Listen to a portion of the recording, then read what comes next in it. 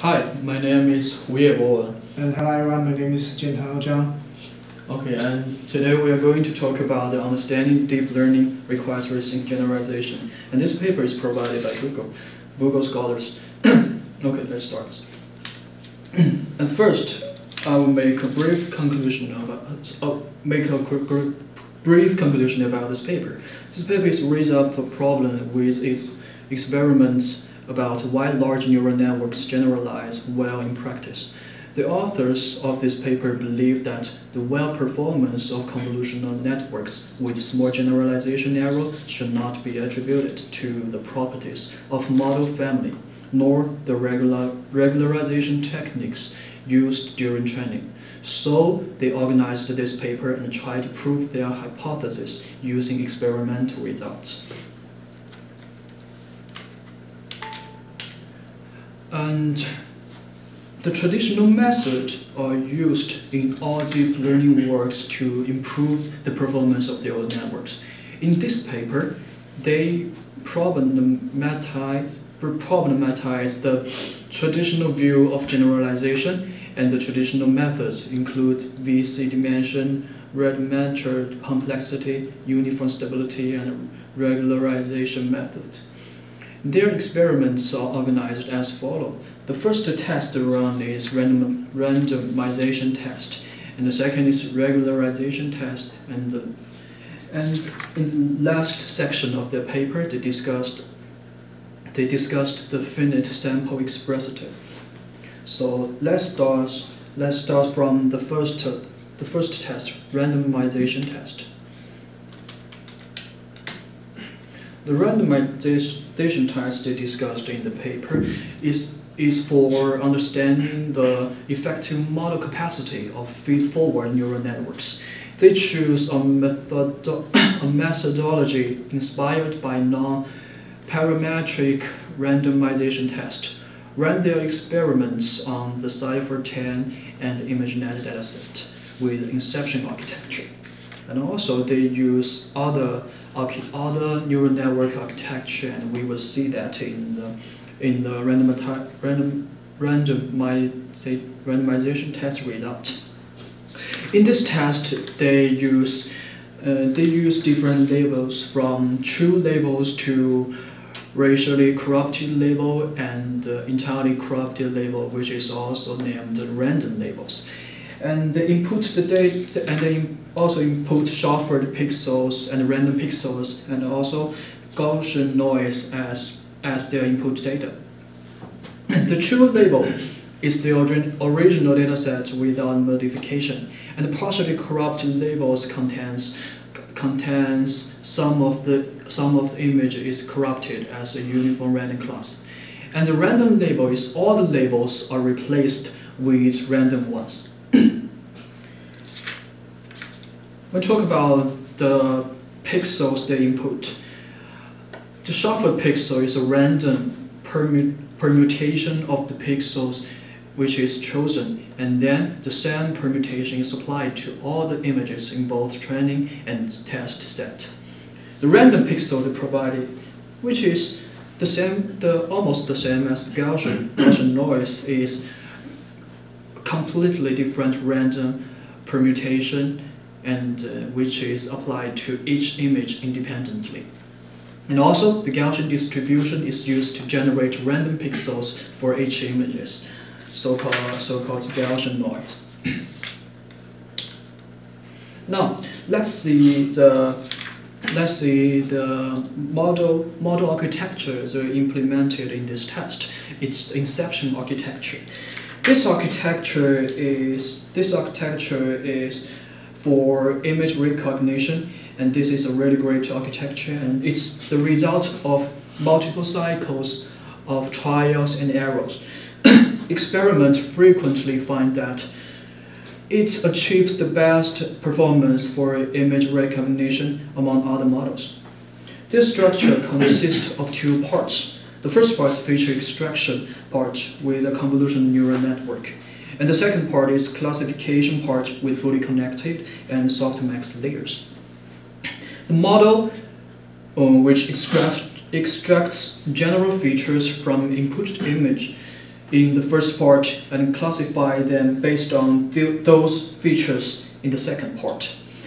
As we can see from this page, the inception architecture is consist by 3 different sub-models. The conv model, which includes convolutional, 1 layer of convolution and an activation layer, and the inception model is merge the convolutional model, the 2 different types of convolutional models in channels, and the downsampling models is being used to prevent overfitting by lowering the sampling size of previous input data, which this function is being realized in max pooling layers, and the downsample model merge the convolutional model and the max pooling in channels. And from the below flow chart, this is the entire architecture of this inception model.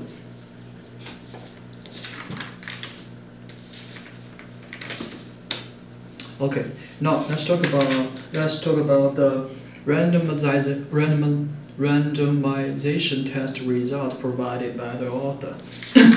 As we can see from the figure 8, they use true labels, random labels, and shuffled pixel, random pixel, and also the Gaussian noise as their input data. And from the figure 8, we can see the line of attenuation of average loss is going decreasing to zero eventually, and the normal decline rate of random pixel and Gaussian noise are almost have the same ratio of decreasing. So from the figure 8, they find out that the large prediction errors are back propagated to large gradient for parameters updates. However, since the random labels are fixed and consistent across epochs, the network starts fitting after going through the training set multiple times.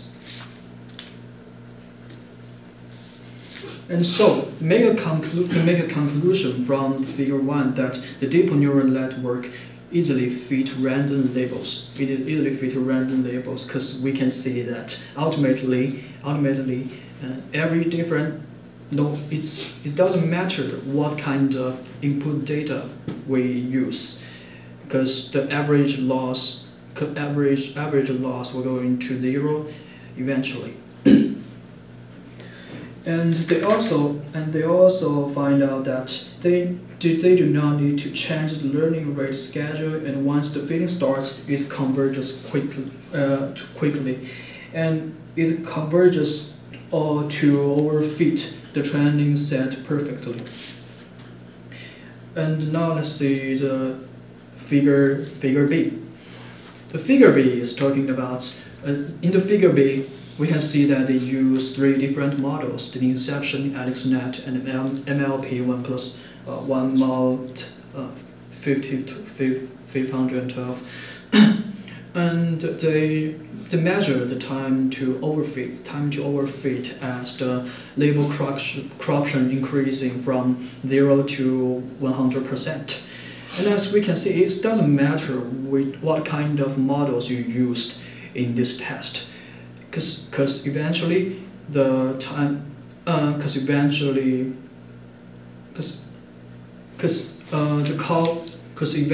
convergence slow down as the label corruption increasing.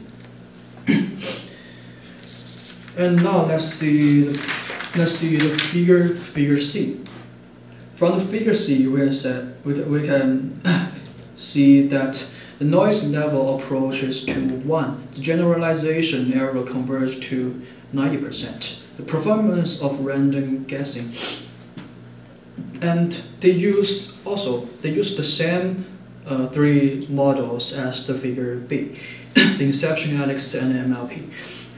As we can see that it doesn't matter. It doesn't matter what kind of neural network models you used in this test. As the label corruption increasing to 100%, the test error were going up to 90%, 90% eventually. So the maker concluded that even optimization of random labels remains easy. In fact, training time increased only by a small constant factor compared with training on the true labels. And also, they think randomizing labels is solely a data transformation, leaving all other properties of the learning problems unchanged.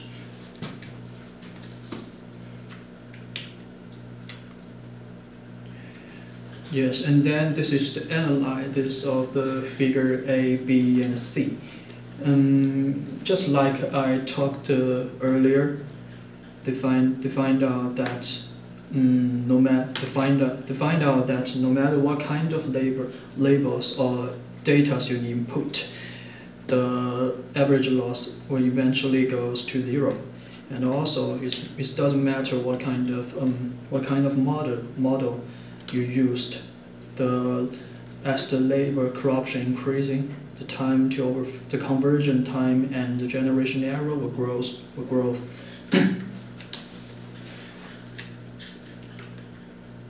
And okay, then let's review the conclusion of this randomized result. Briefly, conclusion that is the deep neural networks easily fit random labels, and convolutional neural networks can fit random noise. The effective capacity of neural networks is large enough for brute force memorization for the entire dataset. And also, even optimization on random labels remains easy. In fact, training time increases only by a small constant factor compared with training on the true labels. Then, they prove their findings by discussing how these findings rule out several traditional approaches to generalization. The first one is they use radiometric complexity. And in computational theory, radiometric complexity is commonly used in flexible complexity measures of a hypothesis class. After analyzing the result of their experiments, they believe these do not seem to explain the generalization behavior that they observed, because the uniform conversion bounds based on radiometric complexity and also which based on the VC dimensions are not strong enough to characterize the success of deep learning in realistic settings. And also, the same as the radiometric complexity and the VC dimension, the uniform stability is also solely a properties of the algorithm, which does not take into account specifics of the data or the distribution of the labels. Okay, now let us invite Jen Tao, my partner, to discuss the role of regularization test. Okay. So here it comes to the role of the regularization, which is the second part of their experiment in this paper. And we all know that the regularizers are the standard tools in the theory and practice to mitigate the overfitting when there are more parameters than data points. So they did the experiments to compare behaviors of deep nice learning with and without regularizers. So here are three regularizers they have. The first one is data augmentation, and the second is weight decay, and third is the dropout. So here's the test results of their experiment. And we can have the conclusion of this experiment is the first one is it's unlikely that the regularizers are the fundamental reason for generalization, as the networks continue to perform well after all the regularizers removed. So we can see from the first table here, and here we have the random crop, which is one of the data augmentation, and we also have the weight decay. We have two regularizers here, and for the inception model, if we implemented all of them, we can get the test accuracy here, and so we can compare them. If we compare the results with and without the regularizers, now we can see that the first is 89%, and the last one with no regularizers is the test accuracy is 85%. So there's not so much differences between these two test accuracy. And also for the other four models, we can also see the results to prove this conclusion that the regularizers are not the fundamental reason for the neural network. And the second conclusion is that while the regularization is important, but bigger gains can be achieved by simply changing the model architecture.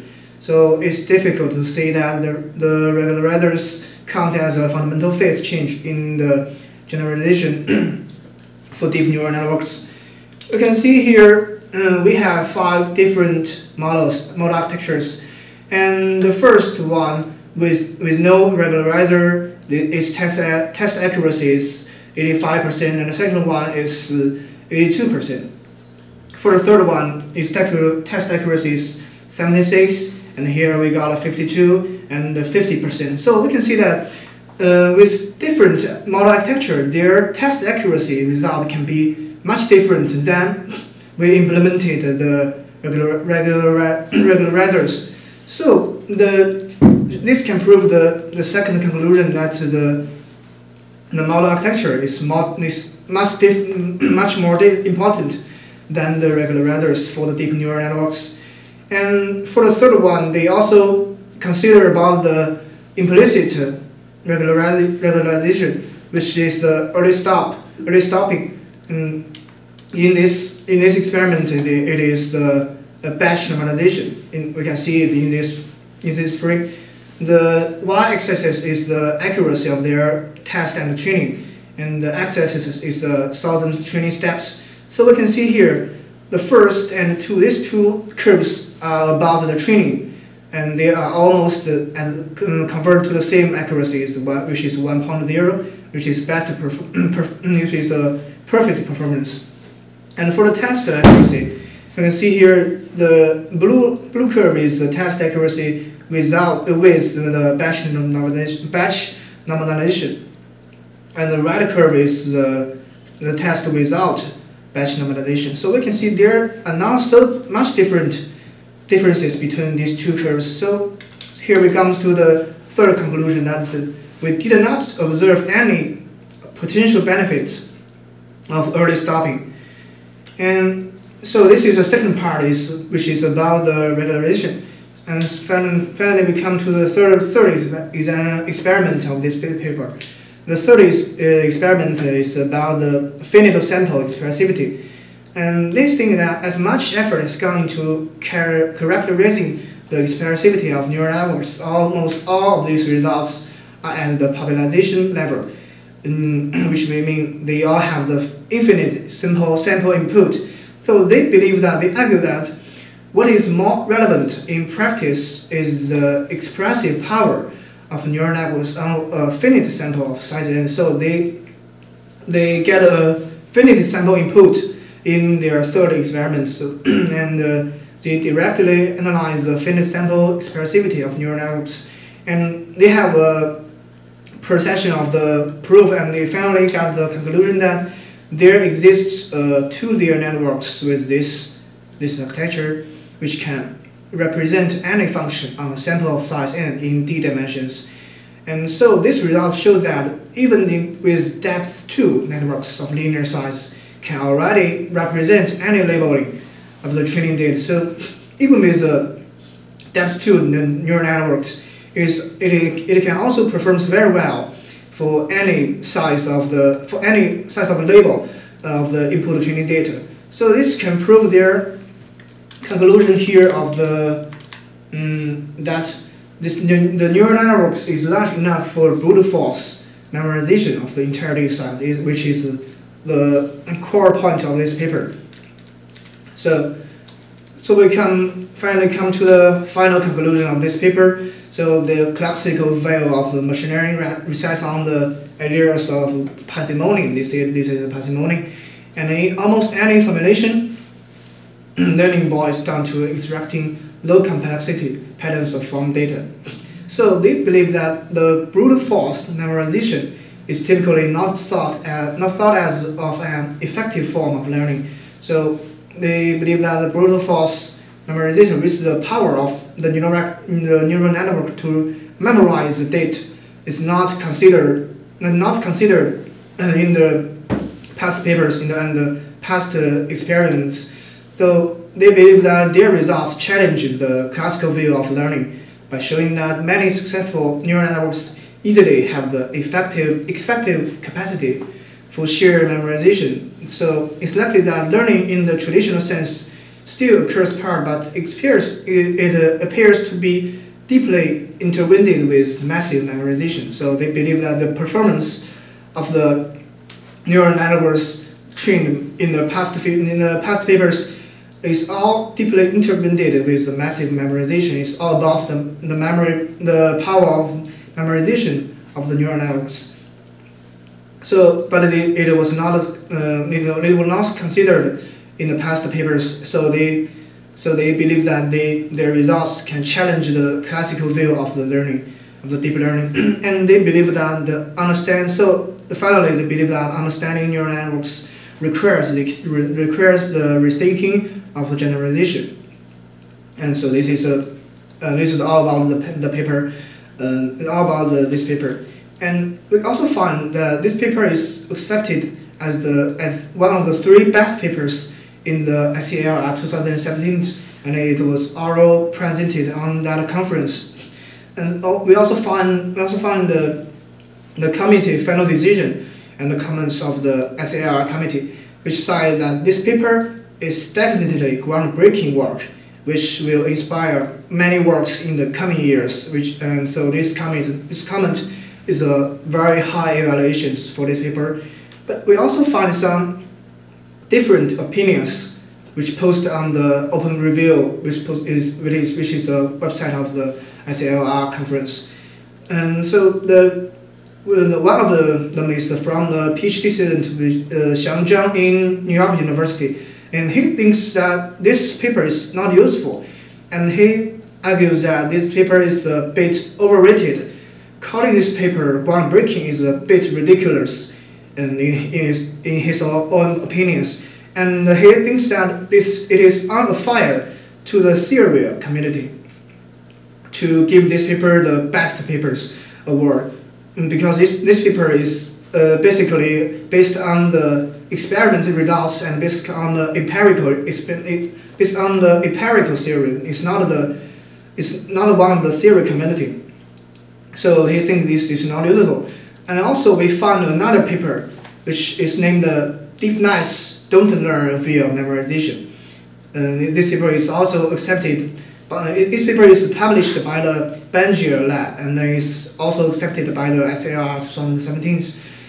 So this paper argues that the deep neural networks do not achieve their performance by memorizing training data, and instead they learn a simple available hypothesis that fits the finite data samples. And this paper points out directly that the John's paper, which we talked about before, the understanding deep neural networks requires rethinking generation. This paper, so they think the John's paper suggests that the brute force memorization may be part of an effective learning strategy for DNNs in unreal data. But they think this paper is not in a correct view, and they also prove their hypothesis by experiments. So we can here see their experiments in this paper, in this Deep Nice Don't Learn Via Memorization. So they have 3 experiments to prove their view that the neural networks don't need to memorize. It doesn't have a great power to memorization. And so the first experiment is about the randomized. So they randomize their inputs and targets their data. So they have the random inputs and also the random labels of their input and of their input data side. And we can see here they have we can see here the first experiment shows that as most examples are replaced with noise, more capacity is needed in order to reach maximal validation performance. So here, in the first figure, we can see that as the noise level increases, so the blue curve is the input without noise, and this curve is the input with 80% noise. So the x-axis is the number of hidden units per layer, and y-axis is the validation accuracy. So then you see that the input without noise level can achieve a very high performance of the accuracy with a very few input layer. With a very few, which side it can achieve a better performance, which with a very small neural network size. But if you input the data side with 80% random noise, it will need a very large neural network to achieve its best performance. The second figure also shows that with the random labels, it also has the same performance for the different levels of the noise. So it shows that networks are able to explain real data in terms of simpler patterns, which can be represented as fewer parameters, which says that if you input the data size with real labels, it will need fewer parameters in neural networks, which in other words, the neural networks needed will be in a pretty small size. But if you input it with a great ratio of noise, it will need a pretty large of neural network. So this is a second experiment. This experiment is about the measure time to convergence, which means how many approaches it takes to reach the 100% training accuracy. So we can see here the second experiment shows that adding more real data examples requires less changes to the parameter values, while adding more noise examples continues to require large changes to the parameters because there are no consistent patterns in the noise data. And the reduced dependencies of training time on capacity suggests that hypotheses learned by DNNs trained on real data are simpler than those learned on the noise data. So we can see here the blue curve is the result with the noise level, which is 0 with no noise. So we can see the normalization time to convergence is about this.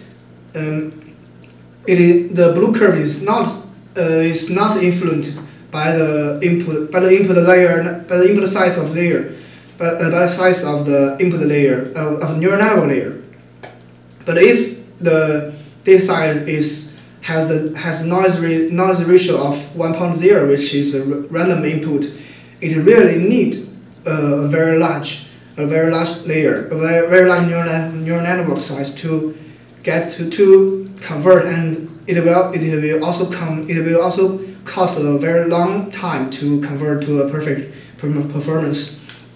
And we can also see that there are patterns underlying real data, so having more capacity doesn't help performance as much as it does for noise data, and having more data doesn't hurt performance as much as it does for noise data. So if you input the image with no noise, with no noise, so the capacity of the neural network, all the data size of your input is not so important for the final performance of this neural network. But if you input the data side with fully noise, which is random input, it will the capacity of the neural network of the data of the input will definitely influence the performance of this experiment. So which says that the capacity and the data is not so important if the input has no noise. And for the third experiment, this experiment is about the effect of the regularization on learning. So they have the pretty same experiment environment as the John's paper.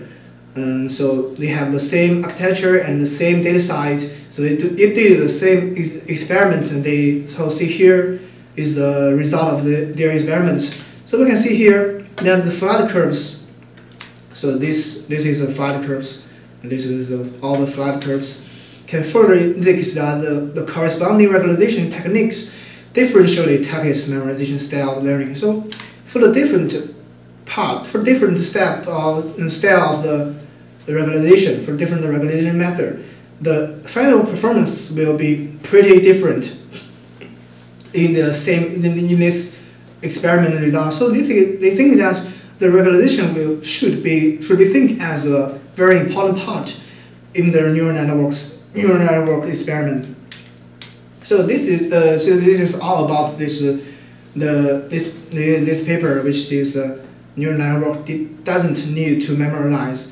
This paper cites that the empirical exploration demonstrated that qualitative difference in DNN trees for noise versus real data, all of which suppose that the DNN deep neural networks use simple hypothesis, not memorization, to fit real data. So they think that the neural networks doesn't need to memorize the input data, or the neural networks, the capacity of neural networks is not so large as the John's paper thinks that is pretty enough to pretty big capacity to get any input labels or any training data. So they think this paper neural networks doesn't need to memorize. The neural networks works perfect because they can use simple hypotheses. They can analyze the input data, but not memorize. So they think they hold pretty different opinions against the John's paper, which is they think that the neural network can use brute force memorization.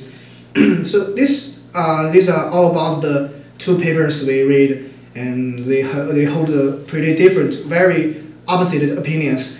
And we hope that we can see the further experiments on this area to show which should be the correct one. And we hope that in the future we can definitely see that if the neural network need to memorize or doesn't need to memorize to get a perfect performance. And that's all. Thank you. Thank you.